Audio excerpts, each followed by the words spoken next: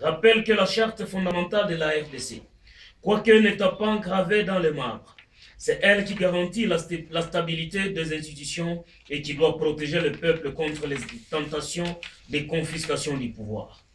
Toute modification de la Constitution doit procéder de la volonté du peuple et non d'un groupe d'individus, de la majorité ou de l'opposition soit-il. Pour la NDC, c'est intolérable et inacceptable de transformer la Constitution en un instrument de perpétuation d'un pouvoir personnel. Cette attitude est aux antipodes des attentes citoyennes et des valeurs affichées par la communauté internationale. Pour la NDC et TLP, toute résolution résultant de ce dialogue et qui serait en contradiction avec les dispositions de la Constitution sera nulle et de nul effet. D'où l'appel lancé à l'endroit de l'ensemble du peuple congolais, jaloux de sa souveraineté, d'user de toutes les voies légales et non violentes pour s'y opposer farouchement.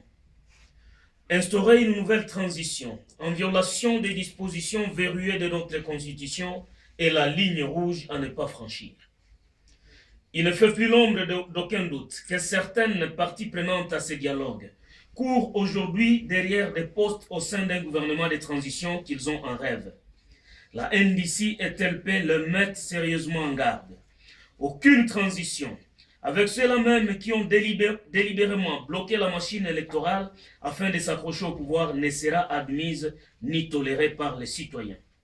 La NDC et tournons la page rappelle que la soif de démocratie et d'un état de droit est universelle et incompressible. Pour la NDC et tournons la page, la démocratie ne s'exporte pas, mais elle se conquiert.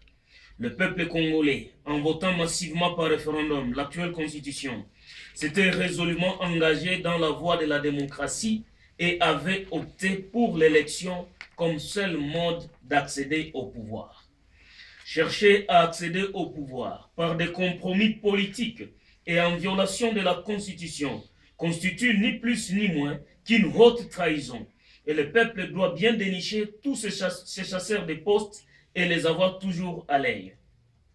La NDC, et tournons la page, invite donc le président de la République, son Excellence Joseph Kabila Kabange, à briser le mythe en prenant le courage historique et patriotique, ayant été incapable de faire organiser des élections dans les délais, de partir avec honneur et dignité en démissionnant purement et simplement de la présidence de la RDC à la fin de son mandat, ce 19 décembre 2016. Pareil acte l'élèverait et le ferait entrer par la grande porte dans l'histoire du monde entier et la nation congolaise tout entière lui resterait reconnaissante. Faute de consentir à l'alternance, le président Joseph Kabila prendrait la responsabilité d'exposer le pays au chaos et à la violence, ce qui n'est pas à encourager ni à souhaiter. Pas de stabilité sans démocratie et pas de démocratie sans alternance. Merci. Merci beaucoup, Président.